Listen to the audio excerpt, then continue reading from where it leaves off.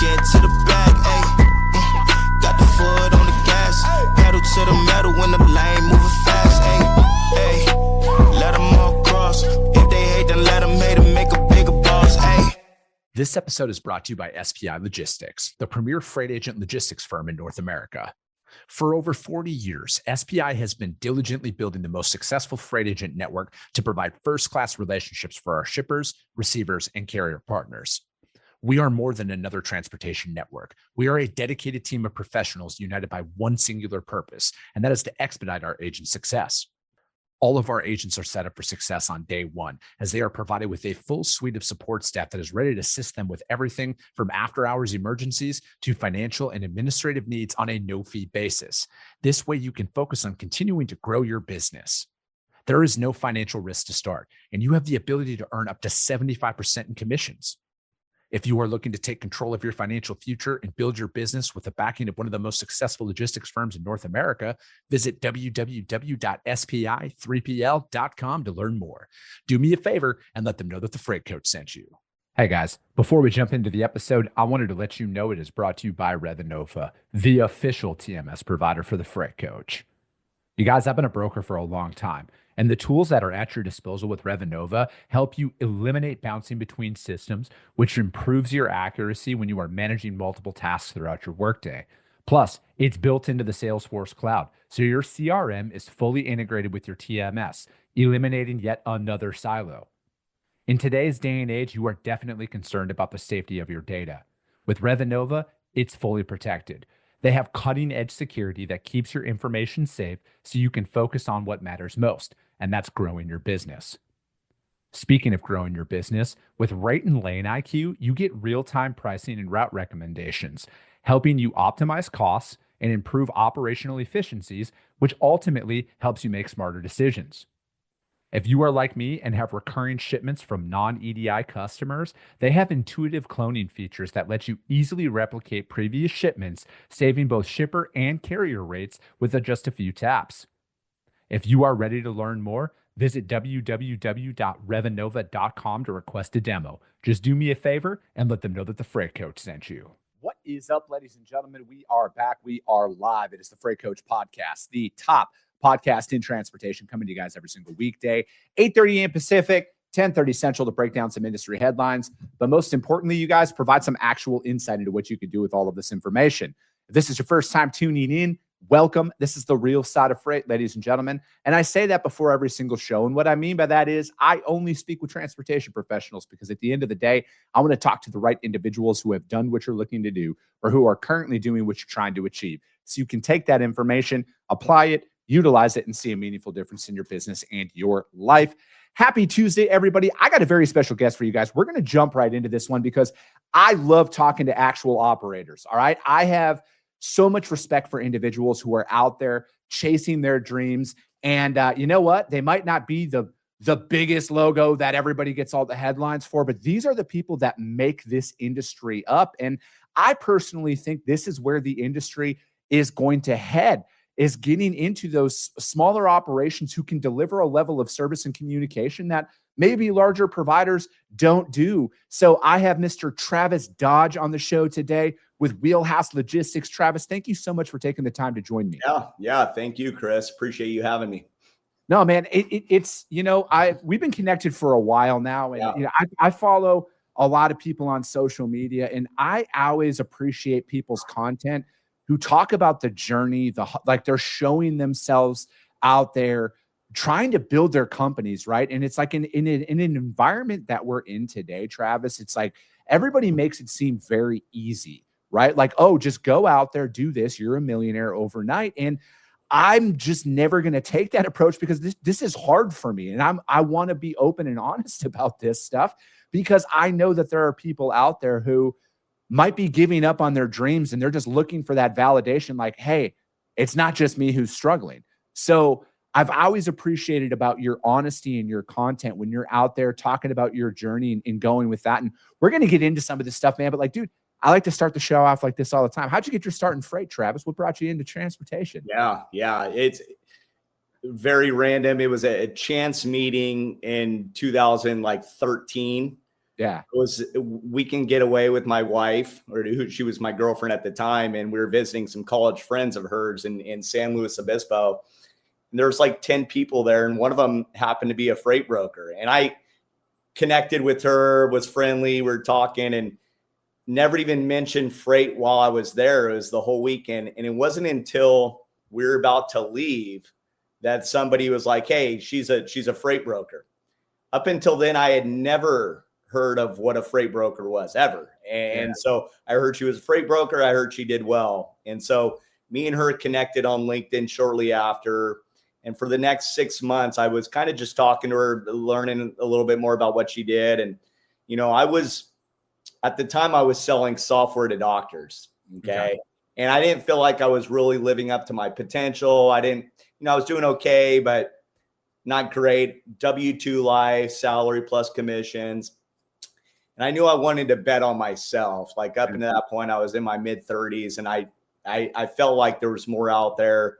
And so the more I talked to her, the more I realized like there's some serious opportunity in freight.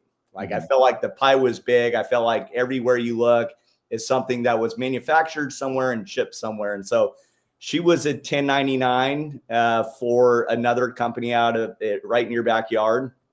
And she was willing to take me on as a mentee. Yeah. And so months after that, put in my notice and started knocking on doors and cold calling and trying to find business as a freight agent. So you've been in this now for 13 plus years, essentially. Yeah. What are some of those core things that worked back then that are working now to develop business? Because, in a day where it's always automation, technology, I've had the opposite approach to that from a business development perspective, but I don't want to just sit here and talk from my experience. I like to hear from others who are out there doing it as well. So what are some of those core things that worked back then that are working now? I mean, I could talk about this for hours, and this stuff gets me excited. So I'm a big believer that like, if you're, in this business with the pie being so big and so many manufacturers out there, like if you make your phone calls, if you cold call, if you're out there knocking on doors, driving around in industrial parks, meeting people, telling people, handing out your card, like you will do really, really well. Like I really believe that. If you don't do those two simple things, like you won't, right? And so early on, I mean, I literally remember typing yellowpages.com, manufacturers in Oakland, started calling them, got a meeting the next day, had no idea what I was talking about. Really no idea. So back then I was a man possessed. I mean, I was getting in my car. I was driving around all throughout the Bay Area, throughout the Sacramento area, knocking on as many doors as I can, taking as many cards as I can, trying to set up as many appointments as I can. Yeah. And just, really selling myself, right? Like I worked for a smaller company. Nobody knew in Northern California who we were. Yeah. And a lot of freight brokers out there, let's be honest. So these shippers get calls 20 times a day, the bigger ones, they don't know who you are. So I felt like if they saw my face, if they met me in person, and they believed when I said, hey, I'll do anything to make sure your shipments go smoothly and I'm going to be available to you 24/7. Like I felt like it would resonate, and it did. And so over time, I just started stacking customers and servicing them as much as I could. I was on call 24/7. And so now fast forward, to 2026, like those principles still apply. And I know you're a big believer in kind of like controlling the controllables. Like, there's a lot of people on LinkedIn and social media that don't believe in picking up the phone. They don't believe in getting in their car and driving, but man, it's the most effective way to get business. And there's not a close second. Well, Travis, why I appreciate your perspective on things compared to what I see out there on social media is you've bet everything that you're right. And I have too, right? Like I have it all on the line. We're both self-employed. So it's like, there's a lot of theory out there. You know what I mean? Like there's very few actual operators talking about tactically what works for them in their business, because the ones that do, we all are saying the exact same thing. I like the real operators and builders out there. They're out on the road, boots on the ground. They're calling people. They're trying to get that meeting, or they're trying to just get a conversation with the gatekeeper. They're not automating anything. They are actually, like you had said back in 2013, and what I've always done in my career, I'm just trying to sell myself like, hey, I at least know what I'm talking about. You might not need me today, but I'm here if you do. And that's kind of the whole thing and to me, it's like, it's really understanding where you're at in the sales process. A lot of people go in and they go for the jugular in the first 10 seconds. Right. For me, I'm trying to set myself up as a transportation professional, not just another provider. And that comes with taking the time, the investment to go out there, meet people, shake their hands, and just learn a little bit more. Because like, I'm not going to age you here, Travis, but we both got some gray hairs, and we both probably understand the fact that not everybody's going to be a fit, and that's fine. But the faster we get to a yes or a no, the faster we can fill our pipeline with actual potential, as opposed to chasing fictitious opportunity. Yeah. So my approach has been for years. It's like, when I talk to you, I know you're moving freight. Right. Yeah. I know you're moving freight. You're working with a freight broker. Maybe you're working directly with carriers, whatever. And I'm not going in trying to take over their transportation 100%. I'm not trying to change the way they do things. I want to fit in somehow. If you're doing 20 shipments a week, let me help you out with 2. Okay. And so by doing that, it's, get my foot in the door, prove myself, because in this business, you may get a shipment with them, but if you fall on your face, you're not going to be working with them long, right? So you want to go in, prove yourself, and then over time, you're just going to get more and more and more shipments. So I don't want them to think like, oh God, this guy's coming in, I've got to change my entire transportation process. Yeah. No, we're good. Like, no, hey, this is what we do really well. Let us try to fit in here. Let us complement your existing broker. Okay. And go from there. Now, a lot of times like, hey, no, we're good. And that's fine. Hey, I'm not going anywhere. Been doing this a long time. Can you just remember me if and when you guys decide to reevaluate vendors? Would love to be on the top of the list. Okay. Yeah. And so, what's great about this business too, is before, when I was selling software to doctors' offices, when they pick the software, like basically you're not selling to them for another 20 years. They're using that software. Well, you may go into a shipper today and they kick you out. Maybe they're irritated. They don't want to talk to you, but then you can go in maybe a month later and they don't even remember you. Right. Like, and it depends. It could be timing there in a better mood. It's like, all right, hey, come on in, And so that's happened so many times. I think it's more timing than anything.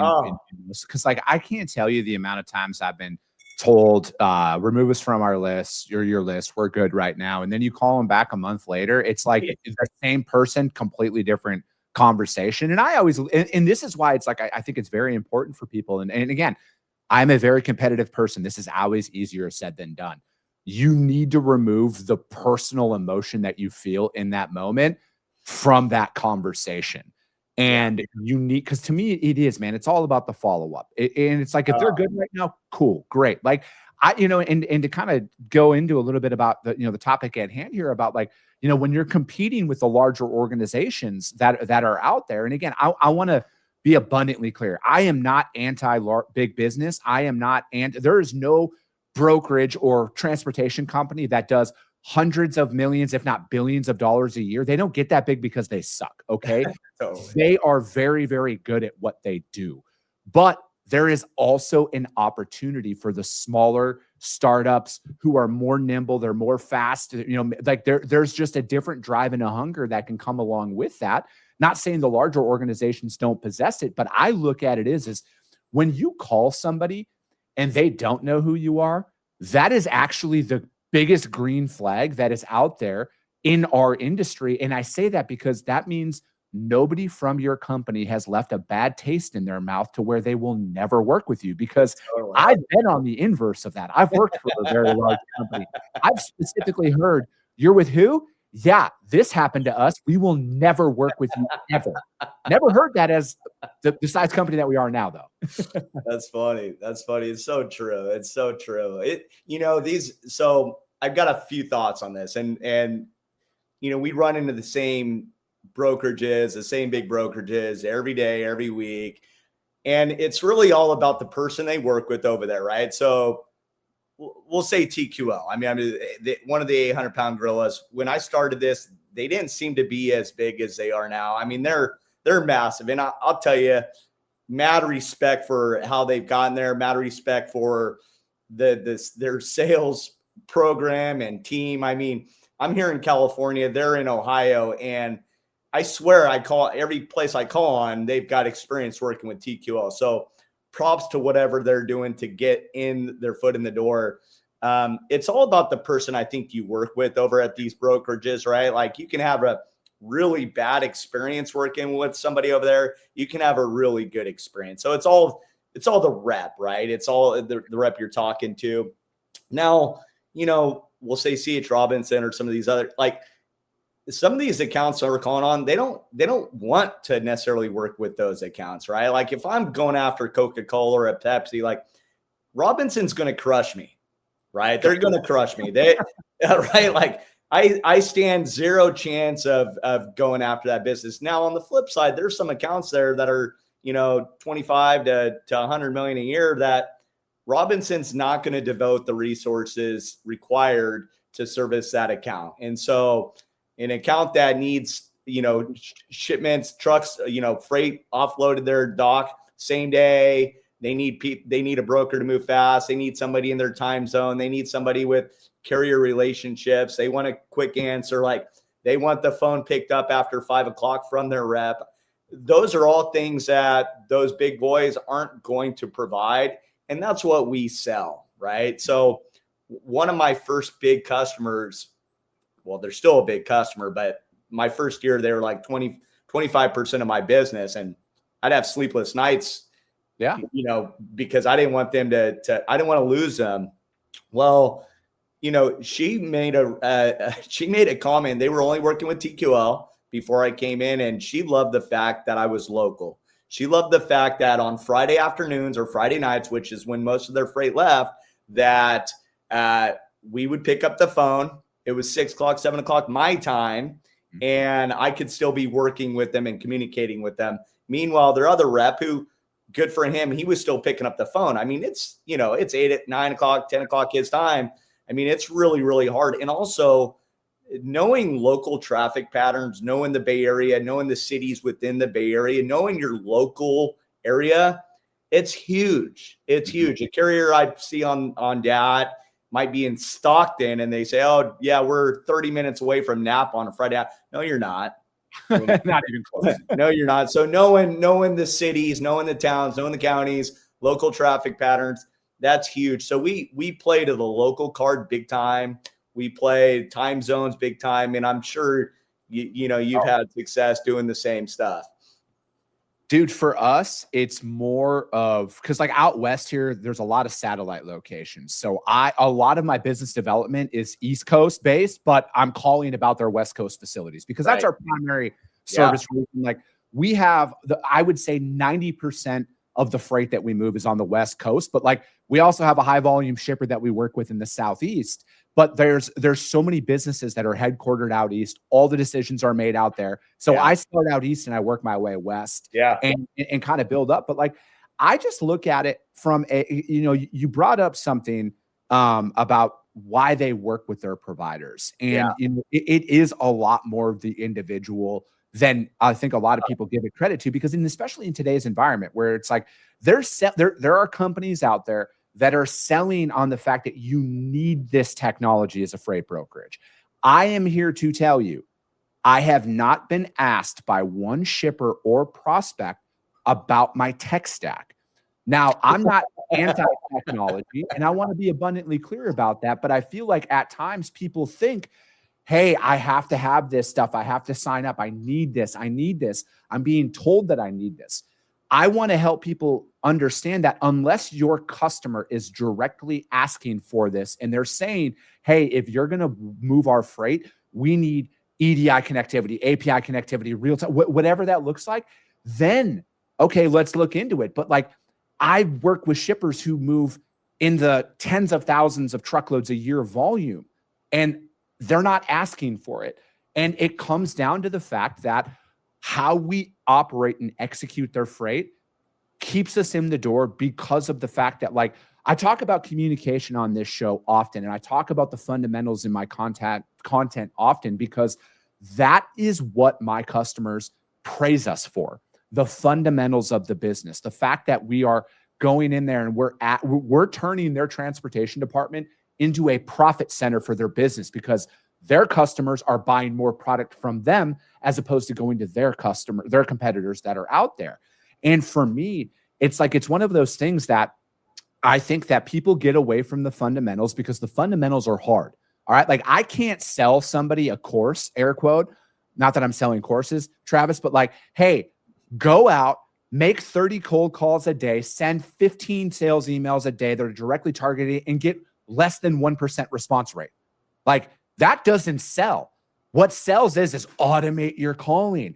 Go out, make 9,000 cold calls in a minute, and then go out. Like, that sounds a lot more appealing because it takes the rejection factor away. But like, I look at it as, man, is to this day, you can develop business. You don't need a massive tech stack. They're nice, right? If you can afford it, but like, you need to know what you're talking about. Okay. Like, you can't spray and pray, go in, we can do everything. We're the best at everything. What works for me is the niche fundamentals. This is who we are. This is what we do. This is how we operate. That has superseded any other angle that I've tried to take. There's so much there. And I agree with everything you said. Like, a couple things, I spent 8 to 9 years dispatching loads, right? Like, I would go out and sell, and I was doing cradle to grave. I had a couple assistants, but not till later on. So a vast portion of my career, I was dispatching freight. So I know the nuances and the minutia of booking freight more than most of my competitors, right? And so if a customer wants to get into the details and the weeds of freight, I'm all for it. In fact, I want that, right? Because I can talk about that all day long. So being able to know what you're talking about is so key. The biggest point that you made, and I want to reiterate, nobody cares about the name on the front of the door. They do not care who you work for. I posted something like this on LinkedIn recently. They don't care who you work for. They don't care about any of that. They don't care about your tech stack. They care about, can you help them out, right? Do they like you? Are you trustworthy? Like, all those things. And if you can check the box on all those, and you start working with somebody and they start to develop trust, they can tell you know what you're doing and you actually execute, right? And you can pick up the phone and they like you, right? They gotta like you. You've got a customer for life, right? Yeah. So I worked for a smaller company out of the Phoenix area. They were great. They were awesome to me, supported me, got a lot of love for what they provided me early on.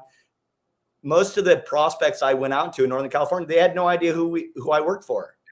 So they, again, like companies, shippers, manufacturers, they don't care who you work with. Once you start talking to them and they know you're legit, that's all they care about. Can this guy help me out? Yeah, I'm right there with you, man. I think that at times we want to think that there's an easier way, right? Like I just, again, maybe there's people out there that are way smarter than me that have an opposite experience of me. I've just actually had to work for a living for the majority of my life, if not all of my life. And I have just found, specifically inside of transportation, the number one skill set that has always worked in any freight market, and I think is fundamentally the most important attribute, is your ability to communicate. And it's oversold. Oh, communicate. Everybody communicates when it's easy, but are you in there when shit goes wrong? Are you a true partner in that moment? And like Travis, through this show, I've been very fortunate to meet shipping managers and befriend logistics managers for like multi-billion-dollar corporations. They don't come on the show, but I DM them and I email them, and they all say the same thing. It baffles them that nobody communicates what's going on with their freight. They're like, we cannot get people to tell us what's going on. Number two, people can't even bill them properly. They're like, we want to pay people, but nobody invoices us. Oh We my have God, that's true. like, Yeah. Totally. this is not a small sample set of shippers that have told me this. This is like an alarmingly high rate. So until I hear different from the people who move more truckloads in a day than most companies do in a year, I will always focus on the fundamentals in my business, because that will always supersede anything else you can throw at them. Because if your truck doesn't show up on time or deliver on time and you don't effectively communicate what's going on, you will never get your business off the ground. Well, think about it as a broker, right? Like, you know, you're effectively a logistics manager when you're dealing with these carriers. And I assume you do cradle to grave, Chris? Yeah, technically, yes. But like my business partner handles operations. Okay. So one of my biggest pet peeves and frustrations with carriers when they don't communicate, right? Like, guys, I don't want to hear from my shipping manager that your truck didn't show up. Like, I need to know that stuff in advance. I mean, the worst is outright lying, where they'll say it's delivered and it hasn't delivered or picked up, something like that. So we're dealing with carriers all the time. When I was dispatching loads, like, that was my biggest frustration, is zero communication. And not every carrier is the same. There's so many different carriers out there. Some do a great job. Some are just terrible at it.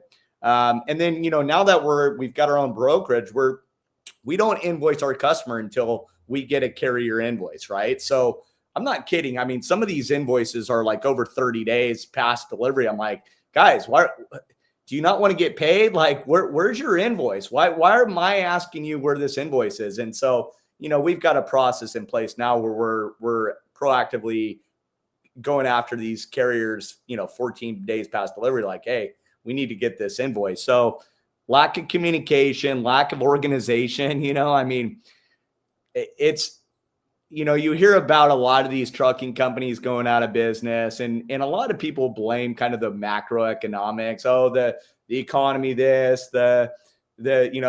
might use politics for the reason. Like, no, they just don't know how to run a business, right? They're not organized. They don't have enough cash. They don't communicate. Like, they just don't know how to run a business. So I don't got a lot of patience when I hear like all these macroeconomic factors are what drove a trucking company out of business. I think that, I mean, I agree. I think every situation is nuanced. I think every situation individual, but like, I feel like if you kind of stripped away some of it, there will be something that happened that changed the trajectory of an organization. Right. And, you know, you have a unique perspective because you're building a real company.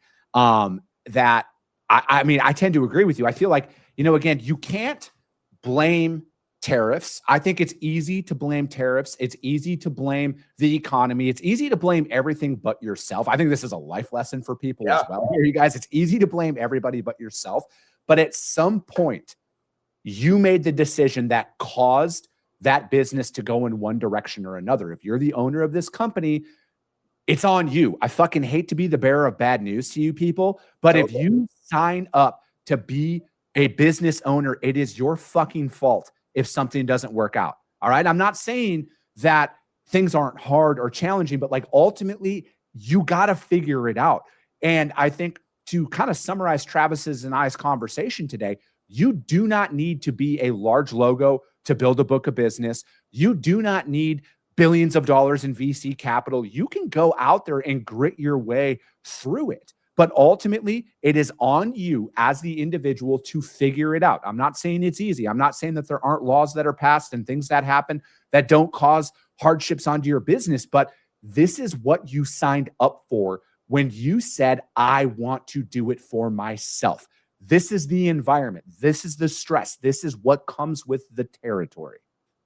You know, I want to add something to that. So, you know, when I went from a W-2 selling software to no experience in the freight industry, 1099, no book of business, no experience, no income coming in. Probably a stupid decision looking back on it, but, you know, anyway. So about 6 months in, I wasn't making very much money at all. I mean, I was struggling. It was struggle bus. I had low splits. not a lot of customers, very LTL driven. You know, when you're first starting out, the customers you get, they're just not very good, right? And so I was blaming everybody but myself, right? And I started to, you know, kind of blame the pricing that we had as a company and, you know, my splits and all this stuff, instead of like looking in the mirror and trying to figure it out. Like, all right, how do I stay in the business? You know, thank God I stayed in the business. Thank God I stayed with the company. You know, around that time, my splits got bumped and I got my first truckload shipper. And so like all of a sudden I can breathe, you know, I can actually pay my bills. And so, you know, instead of looking outside at all these external factors that are causing your business to go down, like what can you do, right? Can I go get another customer today? Can I make more calls today? What can I do? Can I grow the business from my existing customer base? Like what can you do as a business owner, as a freight agent, as a W-2 to succeed, you know? Yeah. I think, you know, as we're wrapping up here, Travis, I think it's a good place to interject that business is the ultimate competitive sport that is out there. There is no other thing like it that I've experienced. It is the greatest thrill ride I've ever been on. But it is literally the hardest thing I've ever done. And when you go, the brute force it takes to get something off the ground to sustainability, not even profit, right, to sustainability is a battle that most people aren't cut out for. And then to get it from sustainability to profit and growth, that's a whole other fucking conversation to have out there. But you can make it happen. You just have to be aware of what you're signing up for. And it is the most competitive thing you will ever partake in. Like a lot of people are like, oh, I played sports. This is way more competitive. When I will argue this till I die, Travis. Business entrepreneurship is more competitive than any professional sports, Olympics, anything that is out there, because this is a lifelong game, man. And you have to be committed to the next 30, 40 years of this. Otherwise, you can be bought, and you will be bought, and you will give up. Yeah. You know, specifically freight too. It's just so competitive. These people get 20, you know, so many calls every day from your competitors. So if you're not out there trying to grow and find new customers, you're not going to be around long. Dude, that's it, man. That's why I'm a capitalist, and I love capitalism, because it gives every one of us an opportunity to at least grow and achieve. But Travis, thank you so much for your time today. How does anybody reach out to you guys? If you guys are hiring or anything like that, man, put that. Yeah. So we're pretty active on LinkedIn right now. So, you know, Wheelhouse Logistics is our company. We're out of Oakland. If you look us up on LinkedIn, that's really the best way. wheelhouselogistics.com. I'm Travis Dodge. I mean, you find me, connect with me on LinkedIn. So, you know, last year we've been trying to be consistent with our messaging and postings, and authentic and real, and, you know, not full of fluff. So yeah, that's awesome. I appreciate your time, Travis. You guys follow Travis. All right. Follow Wheelhouse. I love talking to individuals like him, because he's doing it. All right. Like, he is verified out there trying to build his stuff. So the content that he put out and puts out, you guys, is coming from somebody who is in the seat. All right. It's not a former, it's no theory. This is actual actionable insight and steps that you can apply to your business and see a difference out there. But that's going to be it for today, ladies and gentlemen. As always, if you got value in what you heard and you're not subscribed, subscribe to the show, you guys. And if you're feeling ambitious, rank it on iTunes and Spotify, because if you see value, your network is going to see it as well. I appreciate you guys. I love you guys, and we'll be talking to you soon. Came back with a bang.